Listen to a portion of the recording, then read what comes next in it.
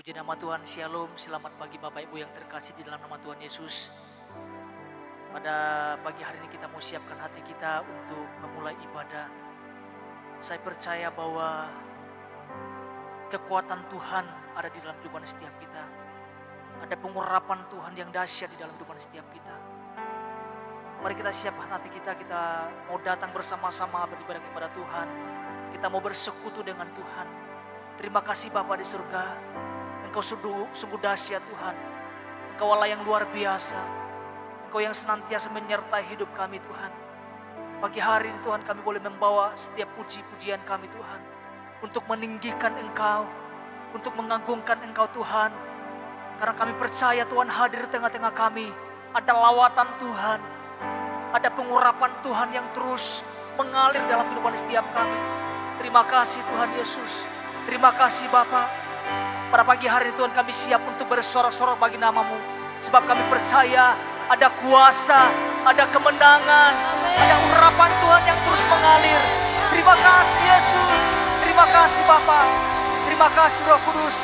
Setiap kita yang siap bersorak-sorak bagi Tuhan, bersama-sama katakan amin, haleluya. Sekali lagi shalom Bapak Ibu. Apa kabarnya pada pagi hari ini? Saya percaya setiap kita menerima kemenangan daripada Tuhan. Haleluya. Haleluya.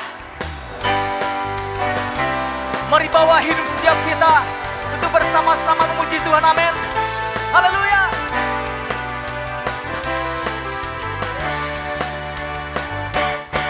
Sekarang telah tiba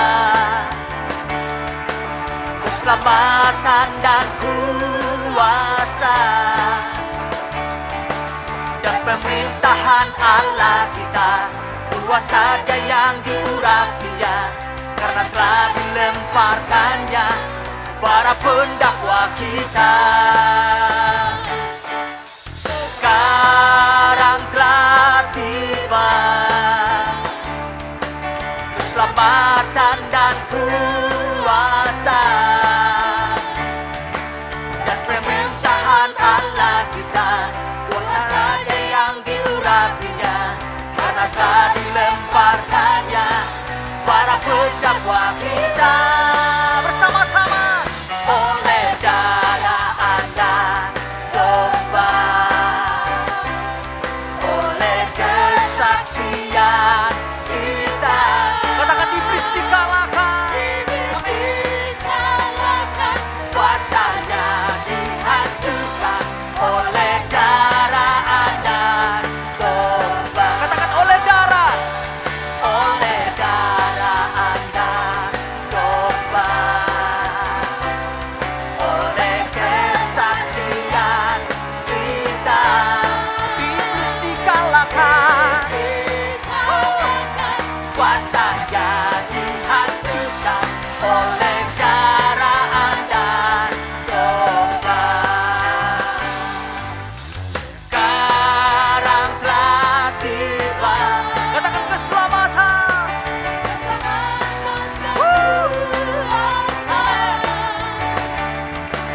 dan pemerintahan Allah kita, kuasa saja yang diurapinya, karena telah dilemparkannya para pendakwa kita. Oleh darah anak domba, oleh kesaksian, katakan iblis dikalahkan, iblis dikalahkan, kuasanya dihancurkan oleh darah.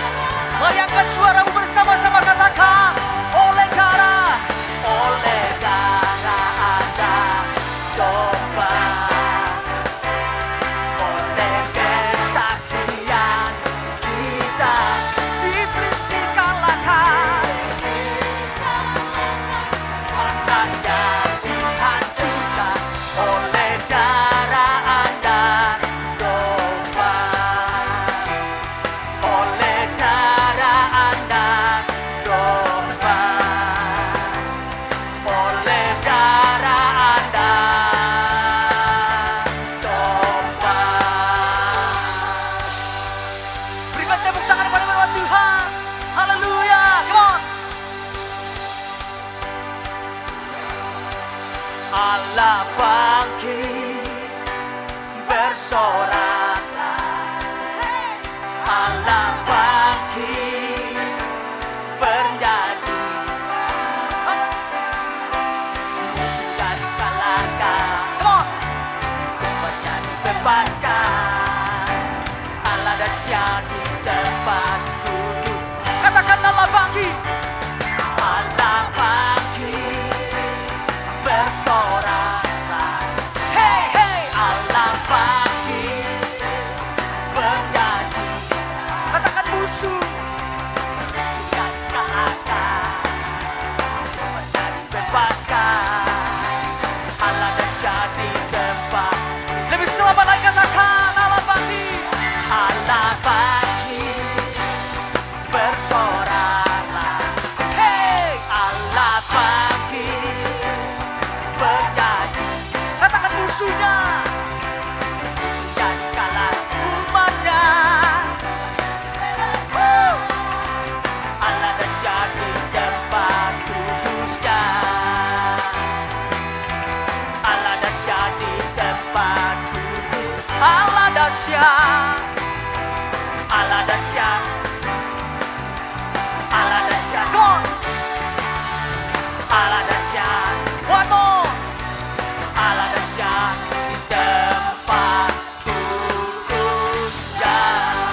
Berikan sorak-sorak yang terbaik bagi Tuhan. Katakan haleluya. Haleluya. Haleluya.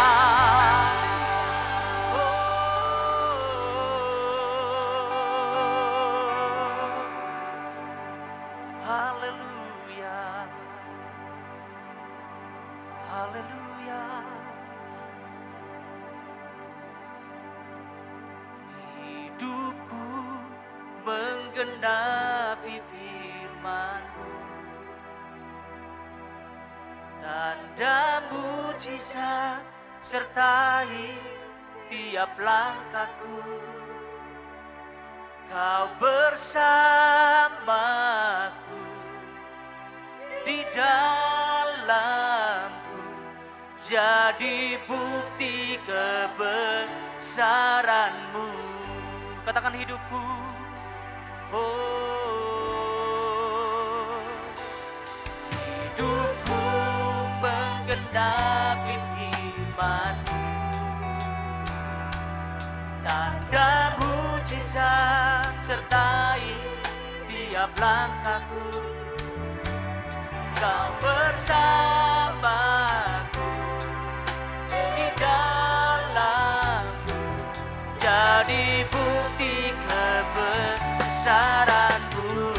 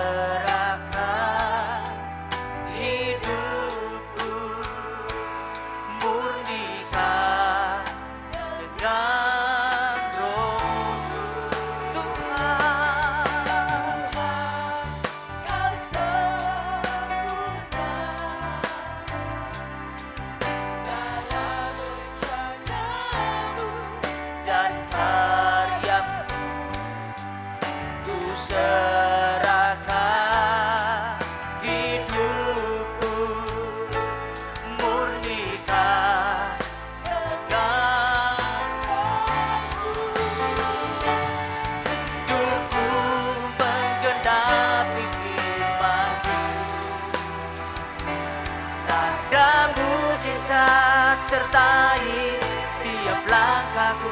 Kau bersamaku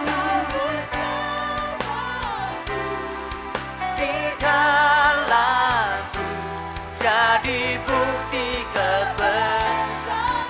Mari angkat suaramu katakan, oh, hidupku menggenapi firman-Mu. Tanda mujizat sertai tiap langkahku. Kau bersamaku di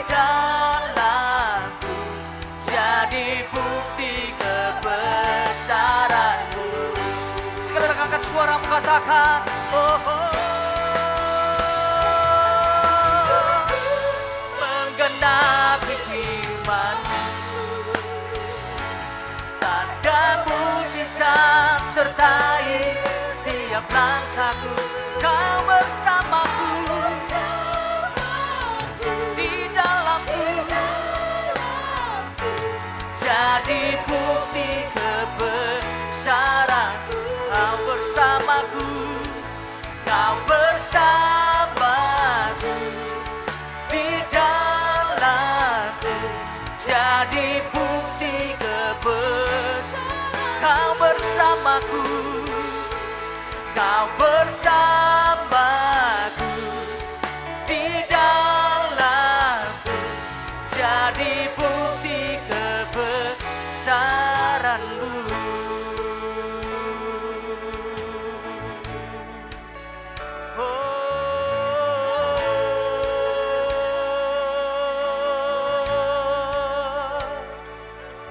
Haleluya, haleluya.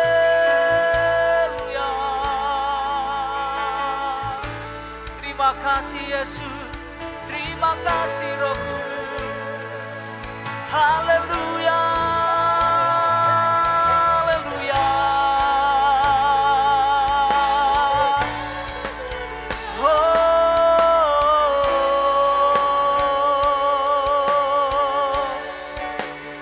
Haleluya, haleluya, haleluya.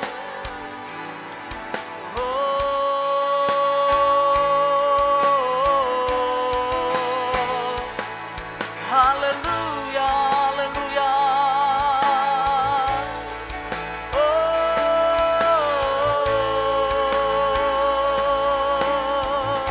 Terima kasih Yesus. Haleluya, haleluya. Haleluya. Katakan hidupku. Hidupku menggenapi firman-Mu, tanda mujizat sertai tiap langkahku. Kau bersamaku di dalamku, jadi bukti kebesaran. Katakan hidupku,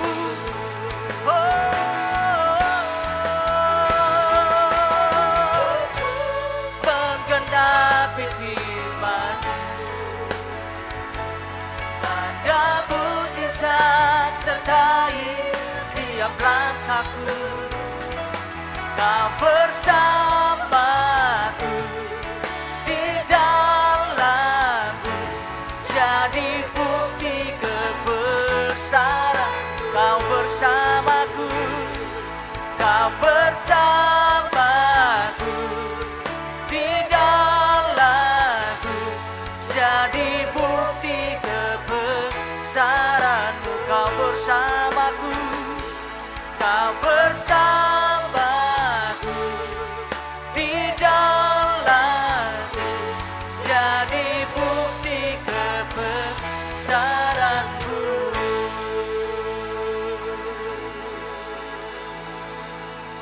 Kami sungguh bersyukur buat pagi hari yang indah ini Tuhan. Tiba saatnya Tuhan kami siapkan hati kami untuk menerima setiap taburan firman-Mu Tuhan. Kami percaya lewat firman-Mu Tuhan, kami boleh bertumbuh, kami boleh mengalami satu perjumpaan dengan Engkau Tuhan. Sebab kami percaya firman-Mu tidak akan pernah kembali sia-sia Tuhan. Firman-Mu akan memberkati hidup kami untuk menerima setiap berkat daripada Tuhan. Setiap kita yang siap diberkati bersama-sama katakan amin. Pagi, selamat bergabung dalam ibadah GB Pastor Bandung. Saya berterima kasih kepada Bapak Pendeta Ishak Gunawan yang telah memberi kesempatan untuk kami bisa menyampaikan firman Tuhan di ibadah Paskah tanggal 12 April 2020.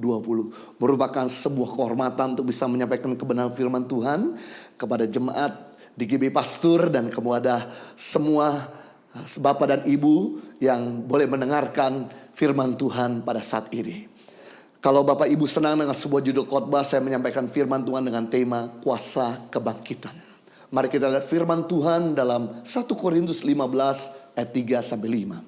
Sebab yang sangat penting telah kusampaikan kepadamu, yaitu apa yang telah kuterima sendiri, bahwa Kristus telah mati karena dosa-dosa kita sesuai dengan kitab suci.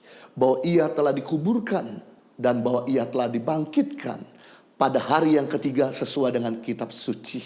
Bahwa ia telah menampakkan diri kepada Kefas dan kemudian kepada kedua belas muridnya. Yang luar biasa, Yesus itu bukan sekedar mati, tapi pada hari ketiga dia bangkit. Coba tunjukkan sama saya tokoh agama mana yang setelah mati bangkit kembali. Tolong tunjukkan sama saya nabi rasul mana yang setelah mati bisa bangkit kembali. Bahkan Lazarus yang pernah dibangkitkan oleh Tuhan Yesus, dia hidup beberapa saat dan kemudian dia mati untuk selama-lamanya. Yesus bukan sekadar mati, jelas hari ketiga dia hidup bangkit.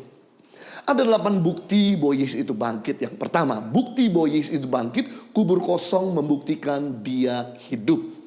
Ada orang berkata, Pak, Yesus itu nggak bangkit, tapi Yesus itu mayatnya dicuri. Kalau Yesus itu mayatnya dicuri, kenapa dia tinggalkan kain kafan? Orang kalau curi handphone, nggak mungkin dia lepaskan sarungnya. Dan dia geletakin sarungnya, dia ambil isinya. Kan butuh waktu. Repot lagi. Apalagi badan Yesus itu beratnya 80 kilogram. Jadi butuh 3 orang untuk mengangkatnya. Dan membuka kain kafannya. Jadi orang kalau nyuri pasti berikut dengan mayatnya. Tapi terbukti bahwa firman Tuhan mengatakan Yesus bangkit. Ada kain kafan di dalam kubur kosongnya. Membuktikan bahwa dia bukan dicuri tapi dia bangkit. Yang kedua, bukti bahwa Yesus itu bangkit. Penampakan Yesus kepada murid-muridnya. Yesus menampakkan diri selama 40 hari 40 malam. Ada di tanah Israel, dia menampakkan diri kepada Thomas yang gak percaya bahwa dia hidup dan bangkit.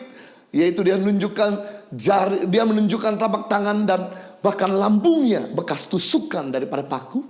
Dia bakal menunjukkan dirinya kepada 2 muridnya dalam perjalanan ke Emmaus. Bahkan dia juga menunjukkan dirinya kepada Petrus yang pernah menyangkal Yesus. Ketika Petrus malam-malam menangkap ikan, tidak dapat ikan. Kemudian Yesus samperin memberikan harapan dan berkata, Petrus, tebarkanlah jalamu di sebelah kanan. Petrus sempat argue, semalam-malaman aku mencari ikan tidak dapat. Tapi karena engkau yang menyuruhnya, aku melemparkannya. Dan kemudian dia bisa mendapatkan 153 ikan-ikan yang begitu banyak. Sampai harus minta tolong perahu-perahu lain untuk membantu mengangkat ikan tersebut. Membuktikan bahwa Yesus itu hidup. Dia menampakkan dirinya makan sama murid-muridnya. Sempat tidur sama murid-muridnya bersama-sama rame-rame. Dan yang ketiga, bukti bahwa Yesus itu bangkit, kenaikannya ke surga disaksikan oleh 500 murid-muridnya. Ada hamba Tuhan berkata, saya ini sering naik turun surga. Kalau memang sering naik turun surga, apakah ada saksinya? Apakah ada buktinya? Karena saksi akan menolong bahwa apa yang dikatakan itu terbukti. Yesus itu dia naik ke surga disaksikan oleh 500 murid-muridnya. Bukan cuma beberapa gelintir, 500 murid-muridnya naik ke surga. Mereka lihat dan mereka bersuka cita. Luar biasa. Yang keempat, bukti bahwa Yesus itu bangkit. Para murid hidupnya berubah. Petrus yang pengecut nyangkal Yesus 3 kali. Ketika Yesus bangkit dipenuhi Roh Kudus. Jadi Petrus yang pemberani memberitakan Injil, 3.000 orang diselamatkan. Dan kemudian ditangkap. Dan bahkan bukan cuma ditangkap, dia disiksa. Dan dia disalibkan terbalik di kota Roma. Dia tidak menyangkal Yesus. Thomas yang tidak percaya bahwa Yesus itu bangkit. Sampai dia membuktikan jarinya di lubang paku Yesus. Kemudian setelah Yesus itu bangkit, dia pergi ke India. Memberitakan kabar baik di sana. Dan semua orang di sana menghujani dengan tombak. Dan dia tidak menyangkal Yesus. Dan kemudian beberapa murid-murid yang lainnya Dari 12 murid, 11 murid yang mati syahid, semua mati martir. Tidak ada yang meninggalkan Yesus, membuktikan bahwa mereka percaya bahwa Yesus itu bangkit. Kenapa?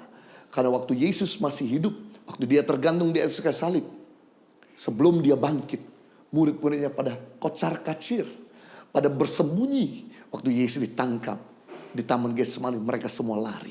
Tapi ketika Yesus bangkit, hidup mereka jadi berani dan berubah. Bahkan kita bisa melihat juga bahwa orang-orang Yahudi yang terkenal dengan kaya dan pelit, tapi begitu menyaksikan bahwa Yesus itu bangkit, jadi orang-orang Yahudi yang murah hati.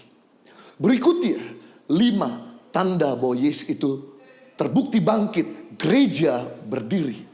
Waktu murid-murid menyaksikan Yesus naik ke surga, kemudian mereka setiap hari berada di bait suci, menyembah dengan bersuka cita.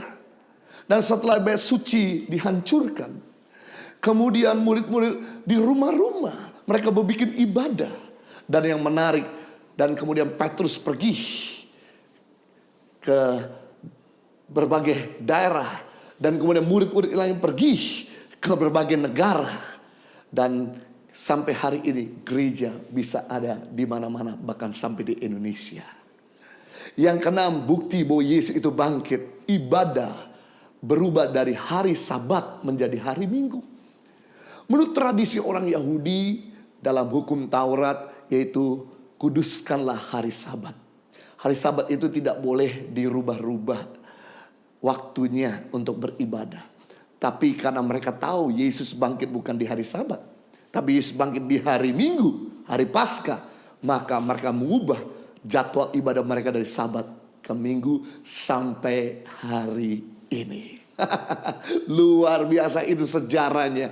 Kenapa kita merayakan ibadah di hari Minggu?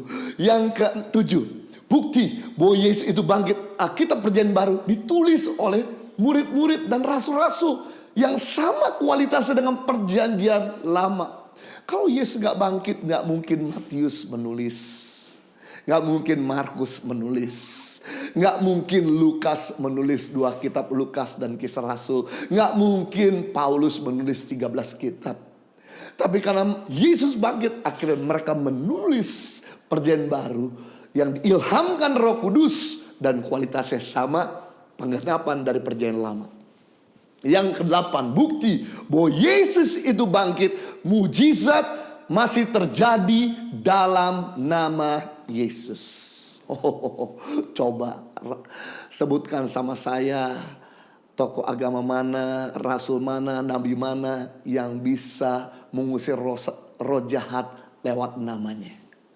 Tolong sebutkan sama saya. Nabi mana, rasul mana, tokoh agama mana yang namanya bisa menyembuhkan orang. Dalam nama Yohanes Kristianus, roh jahat pergi. Dalam nama Yohanes Kristianus, sakit penyakit sembuh. Tidak mungkin. Tapi yang menarik, dari dulu, sekarang, sampai selama-lamanya, nama Yesus berkuasa mengusir roh jahat dan bahkan menyembuhkan yang sakit. Wah, dari 8 bukti ini, bahwa Yesus benar-benar bangkit. Tidak mungkin sampai kita ini tidak mempercayai bahwa dia betul sungguh-sungguh bangkit. Nah, sekarang menjadi pertanyaan adalah, setelah Yesus bangkit, lalu apa dampaknya dalam hidup kita? Ada 3 tanda dari orang-orang yang mengalami kuasa kebangkitan Yesus. Ada 3 ciri-ciri dari orang-orang yang mengalami kuasa kebangkitan. Yang pertama, ciri-ciri dari orang yang menyaksikan, mempercayai kuasa kebangkitan Yesus. Mereka menjadi pemberita Injil.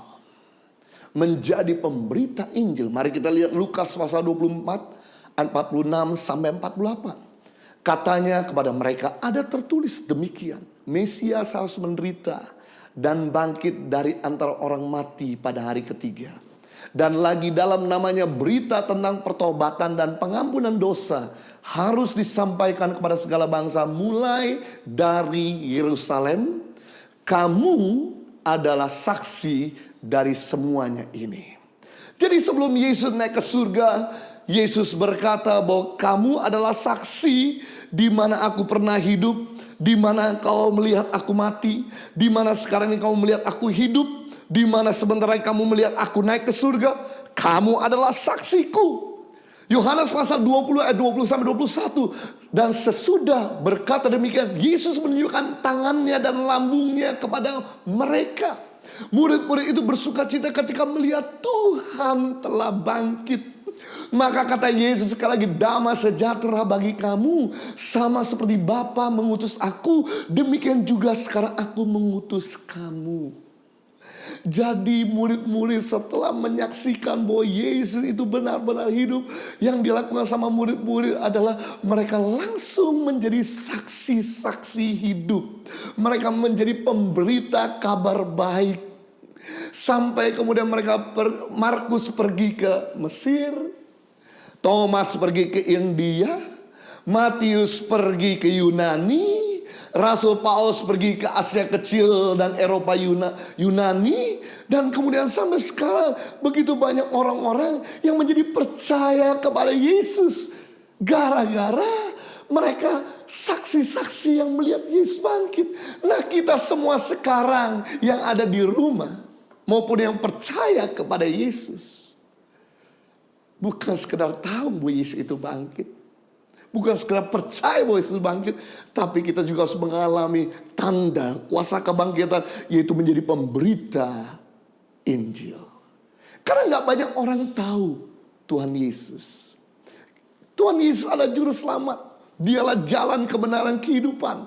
Tidak ada seorang pun datang kepada Bapa tanpa melalui Yesus. Perlu ada orang yang beritahu. Seorang penginjil terkenal, dia sudah jadi almarhum sekarang, bernama Reinhard Bonnke berkata, dalam satu hari ada 35.000 orang mati tanpa kenal Tuhan Yesus. Berarti tadi malam kita memejamkan mata untuk tidur. Dan tadi pagi kita buka mata untuk melakukan aktivitas hari ini. Tanpa kita sadari bahwa tadi malam ada 35.000 orang mati tanpa kenal Tuhan Yesus.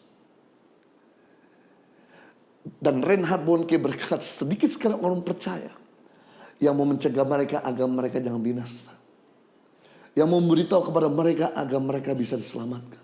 Sedikit sekali orang-orang Kristen, hamba-hamba Tuhan yang mau merebut mereka dari jalan yang salah.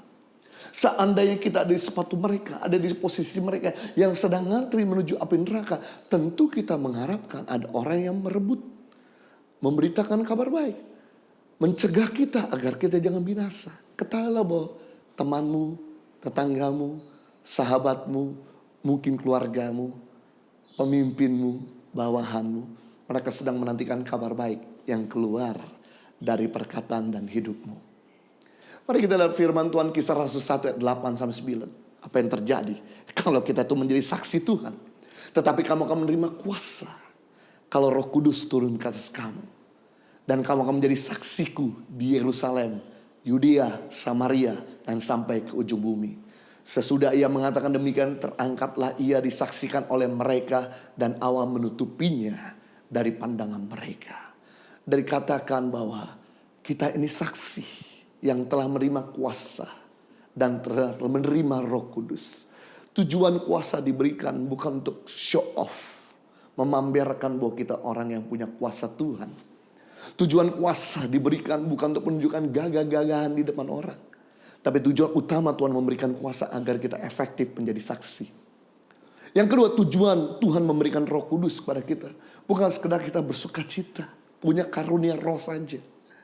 Tapi tujuan Tuhan memberikan Roh Kudus kepada kita agar kita efektif menjadi saksi. Siapakah saksi itu? Saksi adalah seseorang menceritakan sebenarnya. Apa yang dilihat, apa yang dialami, tidak usah ditambah, tidak usah dikurangi. Saksi adalah seseorang menceritakan sebenarnya. Apa yang dilihat, apa yang dialami, tidak usah dikurangi atau ditambahi. Jadi ceritakan saja kepada orang lain bagaimana Tuhan tolong kita. Jadi ceritakan saja kepada orang lain bagaimana Tuhan selamatkan kita. Jadi ceritakan aja kepada mereka yang belum tahu bahwa Yesus itu bangkit, Yesus itu hidup, Yesus itu juru selamat. Ceritakan saja bagaimana Tuhan berkati kita. Dan waktu kita menceritakan gak usah ditambah, gak usah dikurangi. Ceritakan sebenarnya. Waktu kita menceritakan apa yang kita alami, itu gak usah pakai catatan. Karena keluar dari kehidupan. langsung akan mengalir dengan lancar. Bahkan kuasa dan Roh Kudus akan bekerja bersama-sama untuk mendatangkan mujizat, untuk menjamah orang tersebut. Kita ini merupakan orang-orang yang dikaruniakan Tuhan, bukan sekadar keselamatan. Tapi Tuhan berkata, kalau kita jadi saksi, dikaruniakan kuasa dan Roh Kudus. Bahkan Yesus pernah berkata dalam Yohanes pasal 14 ayat 12, Aku berkata kepada kamu, sesungguhnya barang siapa percaya kepada aku, ia akan melakukan juga pekerjaan-pekerjaan yang aku lakukan. Bahkan pekerjaan-pekerjaan yang lebih besar daripada itu, sebab aku pergi kepada Bapa. Jadi Yesus berkata, Yesus berjanji, barang siapa percaya kepada Yesus, ia akan melakukan juga pekerjaan-pekerjaan yang aku lakukan. Bahkan pekerjaan-pekerjaan yang lebih besar daripada itu. Jadi bukan kita lebih hebat dari Yesus yang Yesus maksudkan adalah. Tapi karena time frame Yesus tinggal di bumi. Jeda waktu Yesus tinggal di bumi terbatas. Cuma 33,5 tahun. Sedangkan tinggal atau jeda waktu kita di bumi lebih panjang dari Yesus. Jadi kalau Yesus bisa membangkitkan orang mati beberapa, kita bisa bangkitkan orang mati puluhan bahkan ratusan. Kalau Yesus bisa menyembuhkan orang ratusan atau ribuan, kita bisa menyembuhkan orang mungkin jutaan. Tapi kenapa sampai hari ini kita gak pernah lihat kuasa terjadi? Kita gak pernah lihat mujizat terjadi lewat hidup kita. Sehingga kita jadi orang Kristen yang menjenuhkan. Hanya cuma sekedar percaya, hanya cuma sekedar tahu, hanya cuma sekedar rajin beribadah. Tuhan mau lebih dari itu. Tuhan mau pakai kita. Tapi kalau kita cuma ada di dalam ruangan, kita nggak bersaksi, kita nggak mulai menyebar kabar baik, kita nggak mulai pergi untuk menceritakan keselamatan, atau mungkin bisa bersaksi lewat tulisan kita, lewat video call kita, lewat video meeting kita. Di mana kita bisa bersaksi juga pada orang-orang di rumah, yaitu pembantu kita, supir kita, ataupun mungkin keluarga kita. Ini waktunya, mumpung kita tinggal bersama-sama dengan mereka. Dan waktu kita mulai bersaksi, maka kuasa terjadi. Kenapa gereja pada awal zaman, orang-orang Kristen mula-mula, mereka banyak sekali lakukan mujizat? Karena mereka orang Kristen bukan cuma enjoy di dalam gedung gereja, bukan cuma enjoy dalam ibadah komunitas orang-orang Kristen saja, tapi mereka jadi orang-orang yang suka bersaksi. Makanya mujizat-mujizat tidak pernah berkesudahan. Sedangkan kita nggak pernah lihat mujizat, jarang-jarang lihat mujizat. Ada, tapi nggak sesering seperti orang Kristen di gereja mula-mula. Kenapa? Karena kita terlalu enjoy, menyimpan keselamatan untuk diri kita sendiri. Nggak usah jauh-jauh. Kita lihat pada waktu Petrus dan Yohanes baru saja makan siang.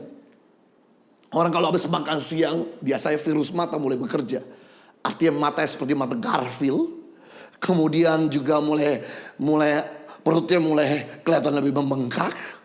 Dan kemudian dia dalam perjalanan ke Bait Suci. Perjalanan ke Bait Suci, dia ketemu dengan orang timpang yang ada di halaman Bait Suci, meminta belas kasihan untuk diberikan bantuan. Dalam keadaan tidak siap, Petrus dan Yohanes dicegat langsung.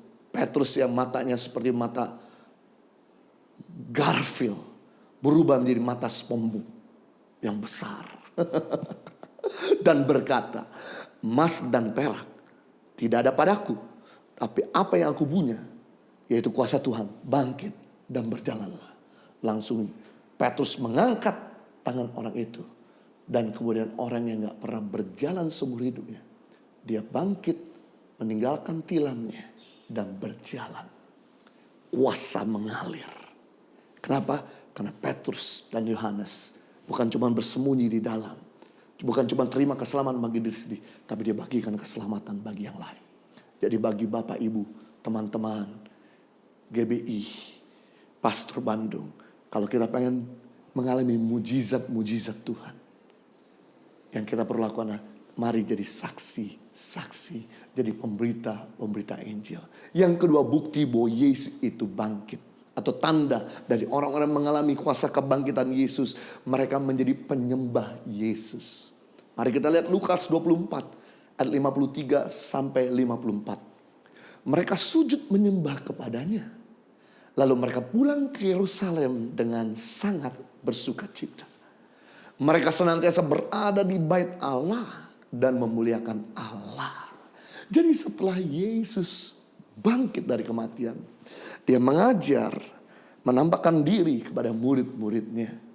Dan detik-detik terakhir, dia mau naik ke surga di Bukit Zaitun bersama dengan 500 murid-muridnya. Setelah Yesus kemudian terangkat ke surga, murid-murid langsung bersukacita. Dan mereka kembali berada di bait Allah untuk menyembah dan memuliakan Allah. Hal yang kedua, kalau kita ini percaya bahwa Yesus itu bangkit, kita ini tahu bahwa Yesus itu menjadi juru selamat dalam hidup kita. Kita bukan cuma jadi orang-orang yang pasif, dan bikin apa-apa. Tapi yang kedua, kita perlu jadi orang yang antusias untuk berada dalam hadirat Tuhan.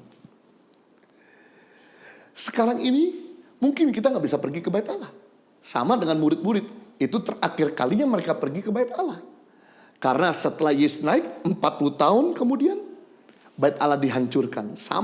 Sampai hari ini bait Allah belum dibangun kembali.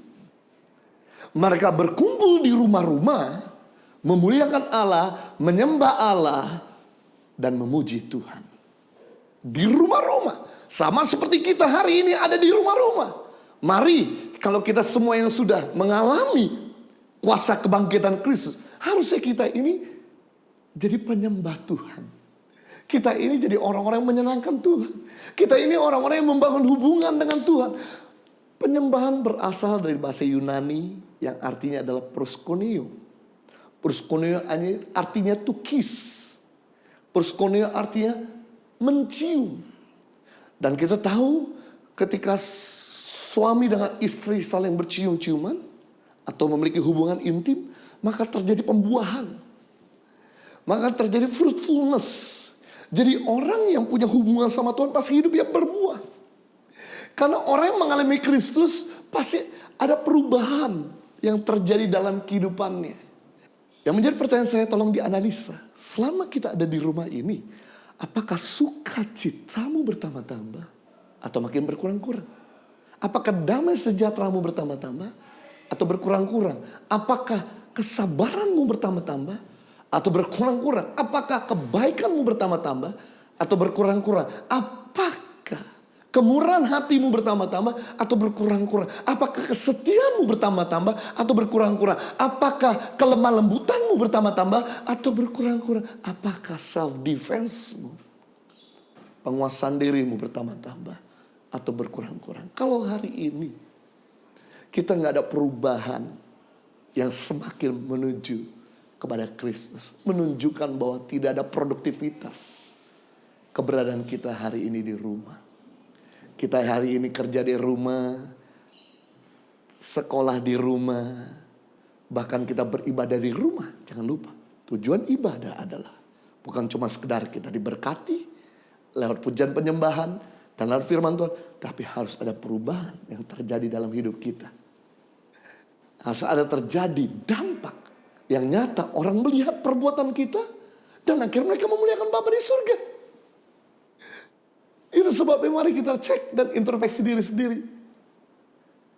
Hari-hari ini saya mendengar berita bahwa ternyata di Inggris sejaknya masa pandemik corona COVID-19 ini, akhirnya semua orang dirumahkan seperti kita. Dan ternyata tingkat perceraian di Inggris meningkat sampai 20%. Tingkat kekerasan rumah tangga terjadi di Inggris sampai 20%. Why? Karena mereka di rumah tidak ada perubahan karakter nilai. Akhirnya membuat mereka saling bertengkar.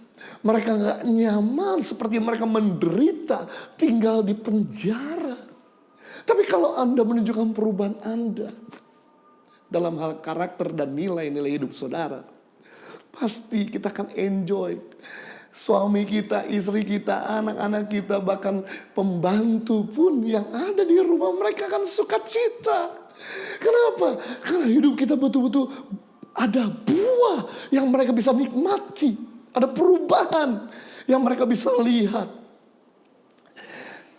Kita lihat firman Tuhan dalam Mazmur 119 ayat 164. Yang menarik di sini bahwa Daud rupanya memuji Tuhan satu hari 7 kali. 7 kali dalam sehari aku memuji-muji Engkau. Karena hukum-hukum-Mu yang adil. Wow, Daud itu memuji Tuhan sehari 7 kali. Berarti kalau kita bagi 24 jam dibagi 7 kali dia memuji-muji Tuhan, berarti setiap 3,5 jam, 3,5 jam dia memuji Tuhannya.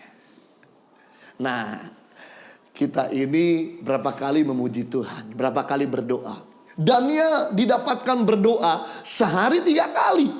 Dalam Daniel 6 ayat 10, 3 kali sehari ia berlutut, berdoa serta memuji Allahnya seperti yang biasa dia lakukan. Berarti setiap 8 jam dia berdoa. Orang Muslim berdoa sehari 5 kali. Berarti setiap 5 jam mereka berdoa. Yang jadi pertanyaan saya, selama kita di rumah, berapa lama kita luangkan waktu dengan Tuhan?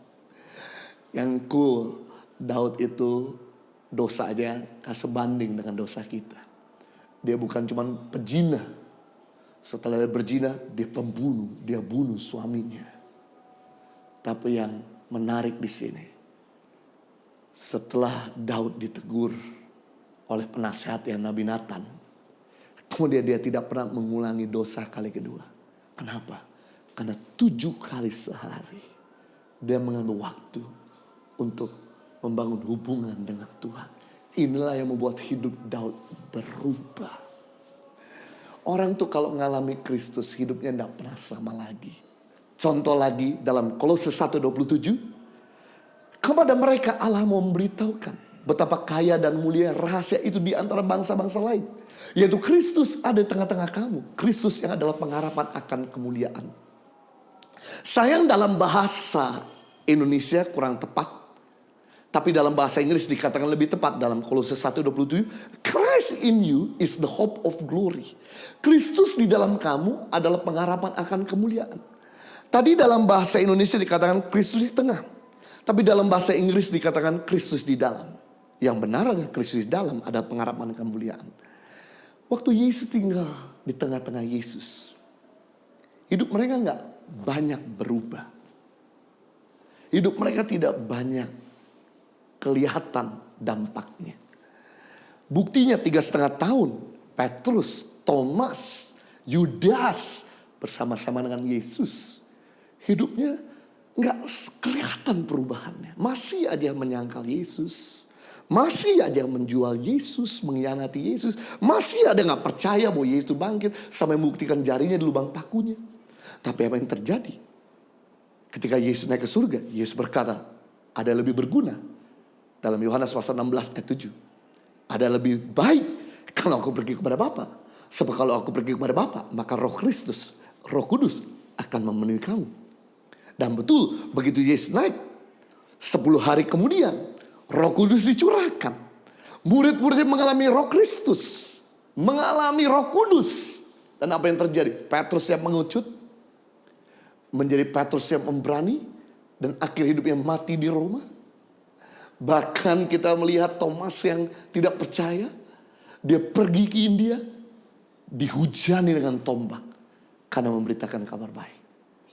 Dan yang menarik lagi adalah semua orang-orang Yahudi yang waktu itu mengalami Kristus, Orang Yahudi terkenal dengan kaya dan pelit. Tapi tiba-tiba setelah itu mereka jadi orang Yahudi yang murah hati. Mereka menjual harta mereka, membagikan pada orang miskin. Coba bayangkan Anda punya rumah, Anda jual bagi kepada orang yang gak punya hari-hari ini, yang gak bisa makan. Ada lakukan itu? Atau Anda punya 2 mobil, Anda jual bagi 1 mobil pada orang lain. Anda punya 2 motor, Anda jual 1, kemudian bagi pada yang lain. Anda punya 2 handphone, bagi kepada yang lain. Pernah Anda lakukan itu? Bukti kalau Tuhan itu menjamah kita, atau kita mengalami Tuhan, pasti kita jadi orang-orang yang murah hati. Jadi orang-orang yang punya nilai. Mari tanyakanlah sama orang di sebelahmu, apakah hidupmu itu berubah atau tidak. Itu sebabnya kalau kita sadari bahwa kita belum berubah banyak, mari lakukanlah mesbah keluarga. Lakukanlah doa. Lakukanlah hubungan dengan Tuhan. Saya percaya waktu kita jadi penyembah Tuhan, hidup kita never be the same again. Haleluya. Yang ketiga, tanda daripada orang yang mengalami kuasa kebangkitan Yesus. Yang menarik, yang ketiga, menjadi saluran kasihnya. Menjadi saluran kasih Tuhan bagi yang lain. 1 Yohanes 3:16 sampai 18. Demikianlah kita ketahui kasih Kristus, yaitu bahwa Ia telah menyerahkan nyawanya untuk kita. Jadi kita pun wajib menyerahkan nyawa kita untuk saudara-saudara kita. Barang siapa mempunyai harta duniawi dan melihat saudaranya menderita kekurangan tetapi menutup pintu hatinya terhadap saudaranya itu, bagaimanakah kasih Allah dapat tetap di dalam dirinya? Anak-anakku, marilah kita mengasihi bukan dengan perkataan atau dengan lidah, tetapi dengan perbuatan dan dalam kebenaran. Jadi orang-orang Kristen waktu itu, mereka yang mengalami kuasa kebangkitan Yesus, mereka menjadi orang-orang yang mengasihi bukan sekedar dengan perkataan, tapi dengan perbuatan. Satu gambaran kalau kita tuh ngalami kasih Tuhan, kalau kita tuh ngalami kuasa kebangkitan Yesus, maka kita jadi orang-orang Kristen yang bisa membagi. Kita jadi orang-orang Kristen yang bisa peduli kepada orang. Dan kasih itu perlu ditunjukkan, perlu dibuktikan. Apa itu kasih? Kasih adalah giving our best to make others better. Kasih adalah memberi yang terbaik untuk orang lain lebih baik. Memberi yang terbaik untuk orang lain lebih sejahtera. Memberi yang terbaik untuk orang lain lebih bahagia. Memberi yang terbaik untuk orang lain lebih ringan bebannya.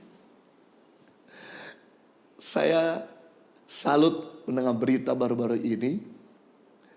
Negara Rusia baru saja akhir bulan Maret kemarin memberikan bantuan, yaitu peralatan medis dan bahkan 100 tim medis kepada negara Italia yang sedang mengalami pergumulan jumlah kematian yang begitu tidak bisa terkendali.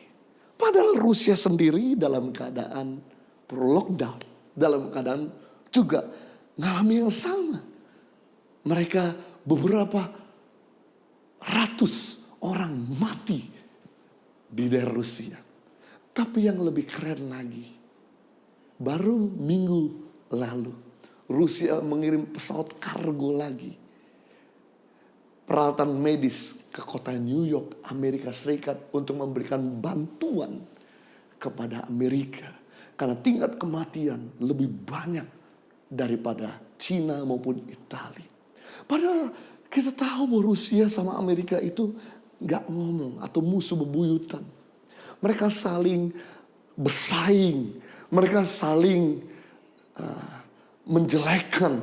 Tapi di sini lewat kasus COVID-19, akhirnya musuh bisa saling menolong sesamanya. Mengampuni itu bukan sebatas di perkataan. Mengampuni di perkataan baru 50% pengampunan, baru separuh perjalanan. Mengampuni harus disertai dengan perbuatan. Itu namanya 100% pengampunan. Jadi kalau kita mau jadi orang-orang Kristen, yang masuk kerajaan Tuhan pada akhirnya. Jadilah orang Kristen yang menabur kasih, menjadi tangan kasih bagi yang lain. Tangan kasih itu tangan Tuhan. Karena God is love, love is God. Allah itu kasih, kasih itu Allah. Berarti kalau kita jadi tangan kasih, orang akan lihat bahwa ada Tuhan dalam diri kita. Ada Yesus dalam diri kita. Mari kita berdoa. Bapa di surga, kami bersyukur untuk kebenaran firman-Mu yang telah menginspirasi kami pada perayaan Paskah ini. Kami sangat bersuka cita bahwa Tuhan kami adalah Tuhan yang hidup. Tuhan kami adalah Tuhan yang bangkit. Bahkan ada 8 bukti bahwa Yesus itu bangkit. Dan sekarang ini kami bukan sekedar percaya bahwa Tuhan itu bangkit, tapi kami mau mengalami kuasa kebangkitan Kristus yang pertama, menjadi saksi-Mu. Berikan pada kami keberanian untuk memberitakan Injil. Berikan kepada kami beban untuk mendoakan mereka yang belum diselamatkan. Karena Tuhan kami adalah Tuhan yang menjawab doa.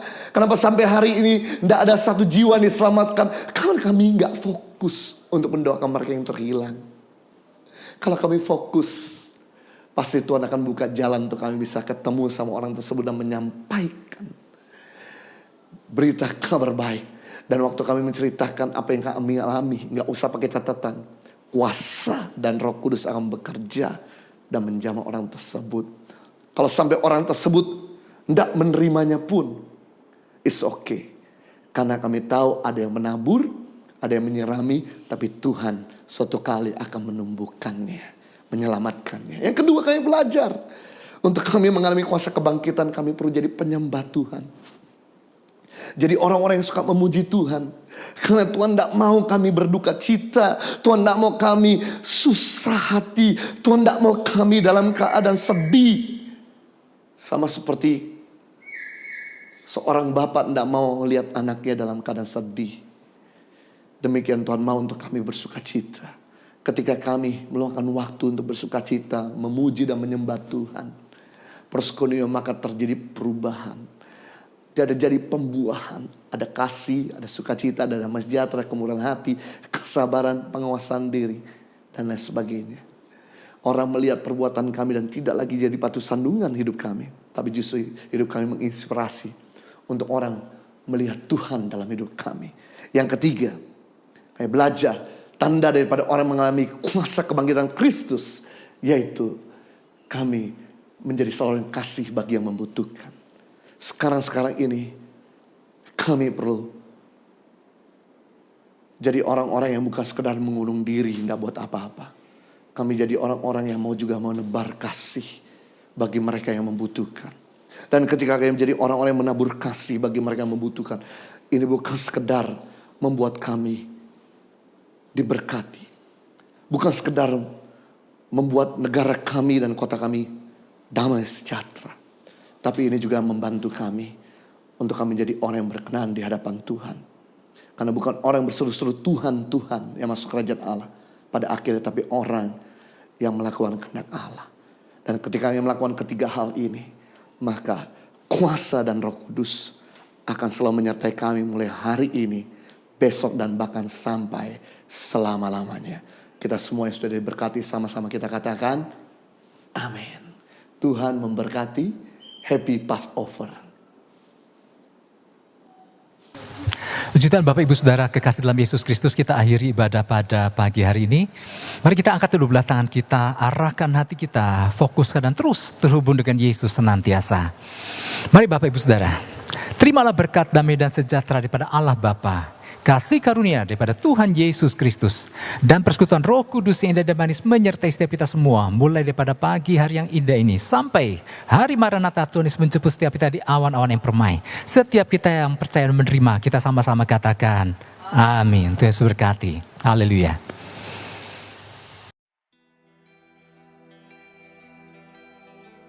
Shalom Jemaat Tuhan, saya percaya kita telah diberkati oleh pemberitaan firman Tuhan yang baru saja kita dengar pada hari ini. Dan saya akan memberitakan seputar kegiatan RDMB selama sepekan ke depan.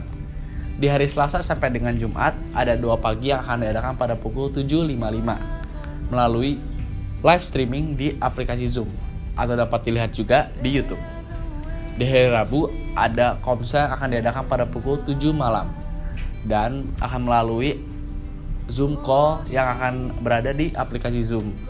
Dan untuk komsel youth akan diadakan pada pukul 7:30 malam di Google Hangouts. Di hari Minggu ada ibadah raya yang akan diadakan pada pukul 9 pagi melalui streaming di YouTube. Untuk jemaat-jemaat yang mau memberikan persembahan seperti persembahan ibadah, perpuluhan atau persembahan lainnya, dapat mentransfer ke rekening GBI Pastur yang akan tertera di bawah ini. Demikianlah seputar kegiatan RDMB selama sepekan ke depan. Stay strong, stay healthy, stay anointed, stay safe, and stay at home. God bless you.